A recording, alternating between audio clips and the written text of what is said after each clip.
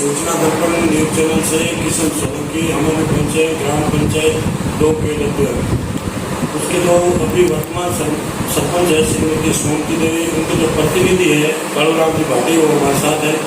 उनसे बातचीत करेंगे कि जैसे उनके यहाँ मिसेज जो चुनाव लड़े और जनता ने अच्छा वोटों से उनकी सपोर्ट की है, वर्तमान में सरपंच पद पे हैं, तो ऐसी क्या कमियाँ थी ग्राम पंचायत में जिनको लेकर वो चुनाव मैदान में आए और जनता ने इनका सपोर्ट किया है, और विकास के प्रति इनकी क्या रुझान है। सरपंच साहब नमस्कार। नमस्कार। तो सरपंच साहब, आपने अपनी धर्मपत्नी को यहाँ से चुनाव मैदान में उतारा और अच्छे वोटों से जीत मिली आपकी, और ऐसे क्या मुद्दे और क्या मसले थे जिनको लेकर आप चुनाव मैदान में आए थे, और ऐसी क्या समस्या थी ग्राम पंचायत की जिनका आप समाधान करना चाहते थे और क्या करवाया? हमारी पंचायत मूल रूप से भाजपा सीमा के सटी हुई ग्राम पंचायत है। बिल्कुल। और विकास की दृष्टि से काफी काम होने थे जो हुए नहीं थे। जैसे हमारे पंचायत मुख्यालय पर पंचायत परिसर में विकास की दृष्टि से पिछड़ा हुआ था। बिल्कुल। उस काम को हमने युवाओं को बताया कि आप हमारे साथ मिलो, हम ये काम विजन के साथ में करेंगे जी।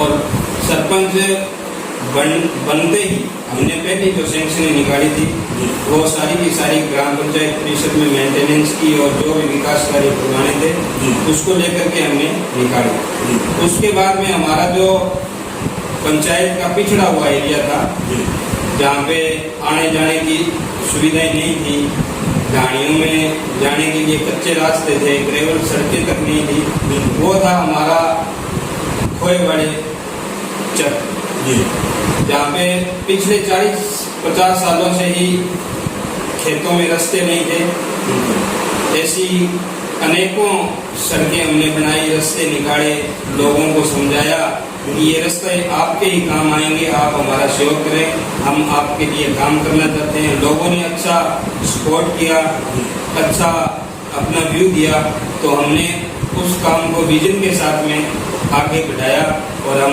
उस काम को संपूर्ण करने के लिए कटिबद्ध हैं। उसके साथ साथ पहले ग्राम पंचायतों में BADP का पैसा खूब आता था, जिससे गाँव में सड़कें बनना,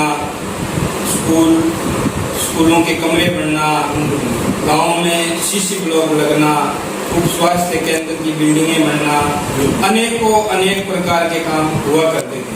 लेकिन इस वर्ष BADP की योजना थी वो 2018 के बाद में भारत सरकार ने बंद कर दी है और बड़ा कोई प्रोजेक्ट आया नहीं है। जैसे तैसे हमने ग्राम पंचायत मद से, कुछ पंचायत समिति मद से, कुछ MLA कोटे से हमने ले लुआ के हमने इस काम को मुकम्मल किया और कुछ कार्य हमने नरेगा में भी करवाए हैं, जैसे कुछ ग्रेवल के काम करवाए हैं, शमशान घाट का काम हमने करवाया था वो भी नरेगा में करवाए हैं, पौधारोपण के हमने अनेक काम करवाए हैं और शमशान भूमि की 4 दीवारी 28 BD स्कूल में हमने जो बंद पड़ा था पहले भाजपा के राज में 22,000 स्कूल बंद किए थे, उसमें हमारे ग्राम पंचायत के 2 स्कूल बंद हो गए थे।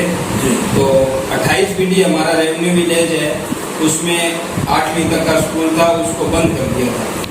तो हमने मंत्री जी को बार लिखा, उन्होंने सरकार को लिखा, तो 10,000 स्कूल जब चालू हुए थे राजस्थान में तो हमारा भी वो स्कूल चालू हो गया था।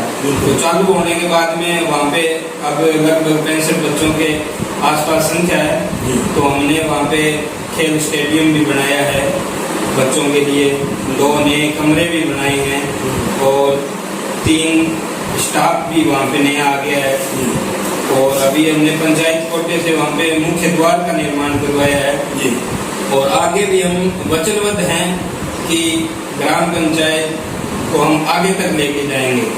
और अभी माननीय मंत्री गोविंद राम जी मेघवाल के द्वारा हमारी ग्राम पंचायत में पशु उप स्वास्थ्य केंद्र स्वीकृत करवाया है, जिसकी अभी बिल्डिंग चालू होने वाली है, जो ठेकेदार अभी कुछ दिन पहले लोकेशन चेक करके गए हैं। तो हमें उम्मीद है कि आचार संहिता से पहले पहले वो काम भी स्टार्ट हो जाएगा, जिसका फायदा ग्राम पंचायत वासियों को मिलेगा, आसपास के लोगों को मिलेगा।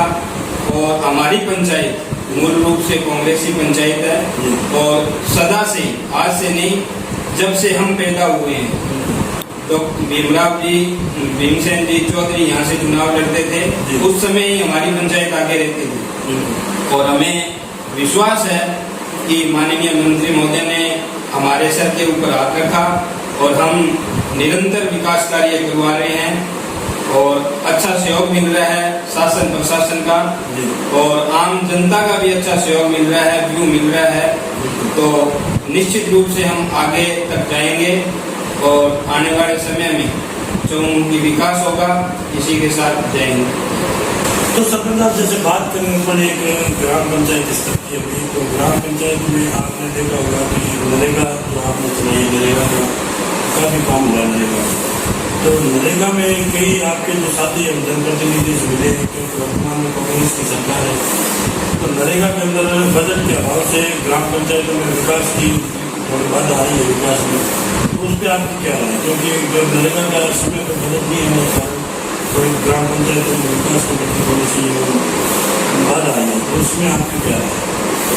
नरेगा बहुत बड़ी स्कीम है। बिल्कुल। इसका मूल उद्देश्य सरकार का इसके पीछे यही था कि हर हाथ को काम और जितना काम उतना काम। समय समय पर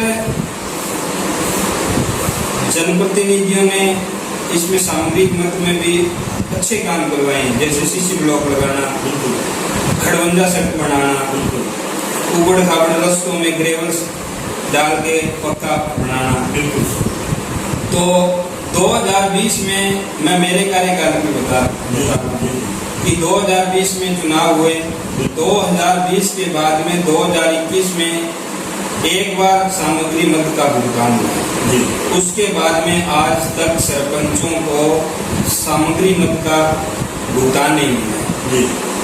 अब हम पंचायती राज मंत्री से मिले, आपदा मंत्री से हमारे क्षेत्र के होने की वजह से हम मिले, यहाँ से सरपंच गए थे जयपुर, 15-20 सरपंच हम खाटवाड़ा से गए थे, 15-20 सरपंच कुगल छतरगढ़ से गए थे। तो 30-40 सरपंचों ने हमने वहाँ पे मंत्री जी से मुलाकात करके आगे टाइम लिया पंचायती राज मंत्री जी से।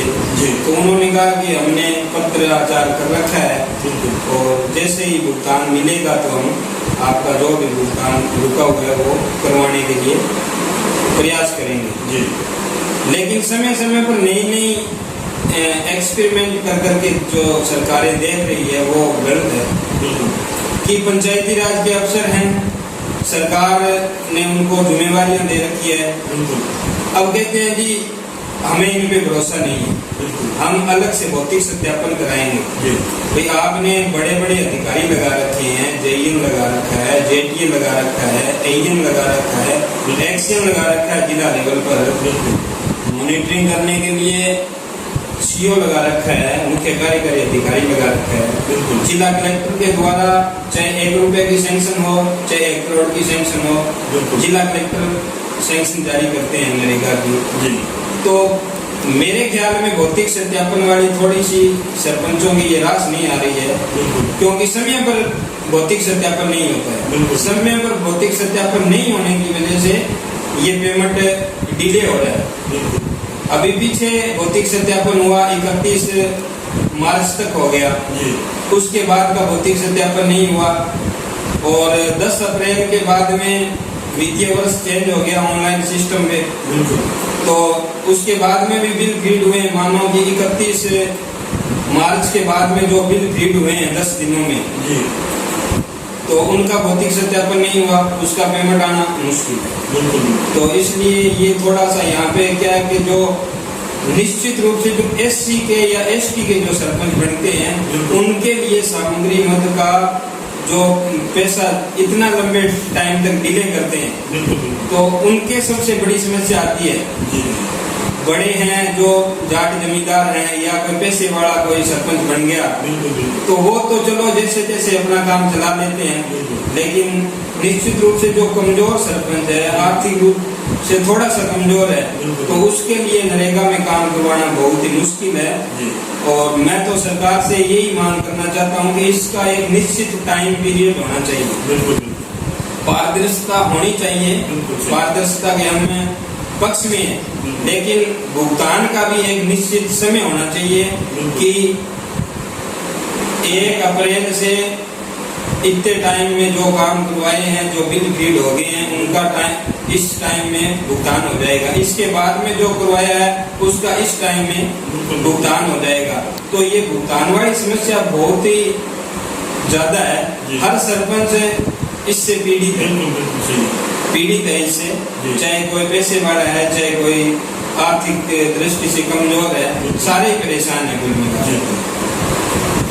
तो बहुत अच्छा, ये थे हमारे साथ जो प्रतिनिधि है जो 2 KW से कालूराम त्रिपाठी, उनसे हमारी थी खास मुलाकात। सूचना दर्पण न्यूज चैनल के अंदर जो इन्होंने हमें समय दिया उसके लिए बहुत बहुत धन्यवाद साहब। आपका भी धन्यवाद जो आप समय निकाल करके आए हो।